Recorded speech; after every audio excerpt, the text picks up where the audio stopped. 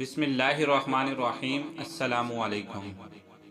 خلیفہ عبد المالک بن مروان کے عہد خلافت میں حجاج بن یوسف سبکی نامی ایک شخص عراق کا گورنر تھا۔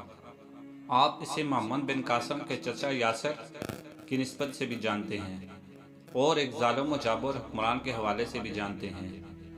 یہی وہ شخص تھا جس نے حضرت عبداللہ بن زبیر رضی اللہ عنہ کو بے دردی سے قتل کرنے کے بعد ان کی لاش کو 3 دن تک سولی پر لٹکائے رکھا، جبکہ اسی جنگ میں حجاج نے خانہ کعبہ پر سنگ باری کی اور عمارت کو نقصان پہنچایا۔ اس کے علاوہ ہزاروں معصوم لوگوں کو سخت ایذائیں دینا اور صحابہ کرام کی بھی بے حرمتی کرنا اس کے سنگین جرائم میں شامل ہے۔ حجاج کی موت کے بعد جب قیدیوں میں شمار کیا گیا تو اس میں 1,20,000 مرد اور 20,000 عورتیں تھیں، اور ان میں 40,000 ایسی عورتیں تھیں جن کے جسم پر لباس نہیں تھا، اور یہ قیدی ایک ہی چاردیواری میں قید تھے۔ قید خانہ کی چھت نہیں تھی۔ جب کوئی قیدی گرمی سے بچنے کے لیے اپنے ہاتھ سے چہرے کا سایہ بناتا تو زندان کے سپاہی اس کو پتھر مارتے تھے۔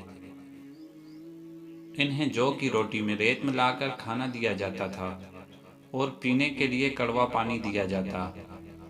حجاج لعین بے گناہ افراد اور بالخصوص سادات کا خون بہانے کو اعزاز سمجھتا تھا۔ ایک مرتبہ اس ملعون نے روزہ رکھنا چاہا تو نوکروں کو حکم دیا کہ اس کے لیے من پسند سحری اور افطاری کا انتظام کیا جائے۔ چنانچہ اشارہ فہم نوکروں نے، جنہیں سادات کے خون سے گوندا گیا تھا، اس لعین نے اس روٹی سے سحر و افطار کی۔ ملعون کو ہمیشہ اس بات کا دکھ رہتا تھا کہ وہ کربلا میں موجود نہ تھا، ورنہ وہ شمر سے بھی بڑھ کر ظلم کرتا۔ حجاج نے کوفہ و بصرہ کے درمیان شہر واسط کی بنیاد رکھی، جہاں وہ 9 ماہ سے زیادہ قیام نہ کر سکا اور 53 سال کی عمر میں انتقال کر گیا۔ ابن خلکان کہتے ہیں کہ حجاج کو عارضہ عقلہ لاحق ہو گیا تھا۔ اس کے جسم کے اندر بچھو نما کیڑے پیدا ہو گئے۔ ایک طبیب کو بلایا گیا تو اس نے گوشت کا ایک ٹکڑا ریشم کی رسی کے ساتھ باندھا اور حجاج کو کہا کہ وہ اس ٹکڑے کو نگل لے۔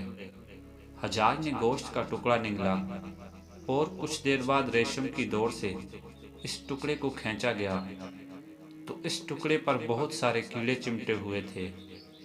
اللہ نے حجاج کے جسم پر سردی کو مسلط کر دیا۔ اس کے اطراف میں دن رات کوئلوں کی انگیٹھیاں جلائی جاتی تھی، لیکن وہ پھر بھی سردی سے چلاتا رہتا تھا۔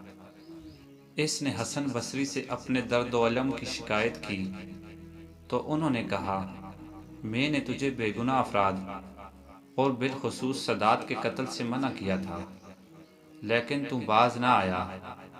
آج تو اسی کا خمیازہ بھگت رہا ہے۔ حجاج نے کہا، میں خدا سے یہ دعا نہیں کرتا کہ وہ مجھے دوزخ سے آزاد فرمائے، بس میری اتنی سی دعا ہے کہ جلدی سے میری روح قبض کر لے تاکہ میں دنیا کے درد و عالم سے چھٹکارا حاصل کر سکوں۔ قاضی ششتری مجالس المومنین میں کہتے ہیں، موت کے وقت حجاج رونے لگا۔ وزیر نے رونے کا سبب پوچھا تو کہا کہ میں نے لوگوں پر ظلم کیا ہے، بالخصوص اولاد پیغمبر پر ظلم کے پہاڑ توڑے ہیں۔ خوشامدی وزیر کہنے لگا، امیر صاحب کیوں گھبراتے ہیں؟ آپ نے جو کچھ بھی کیا ہے دلیل و برہان کے ساتھ کیا ہے اور اسے کسی طرح بھی ظلم قرار نہیں دیا جا سکتا۔ حجاج نے کہا کہ اگر قیامت کے دن مجھے حکومت دی جائے اور تو اس دن میرا وزیر ہو تو اس دن بھی یہی دلیل و برہان ہمیں کام دے سکے گی؟ سنو، میں بخوبی جانتا ہوں کہ میری موت کا وقت آ گیا ہے اور دوزخ میرا انتظار کر رہی ہے۔ خدا نے چاہا تو دوزخ میں بھی تیری اور میری جوڑی قائم رہے گی۔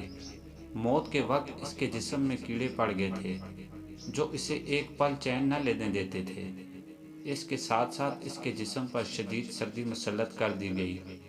کئی انگیٹھیاں حجاج کے جسم سے ایسے مس کر کے رکھ دی جاتی کہ اس کے جلد جلس جاتی، لیکن سردی ختم نہ ہوتی۔ یہ حجاج بن یوسف پر موت کی سختیاں تھیں۔ مزید اسلامک ویڈیوز دیکھنے کے لیے ہمارے چینل کو سبسکرائب کرنا نہ بھولیں۔ شکریہ۔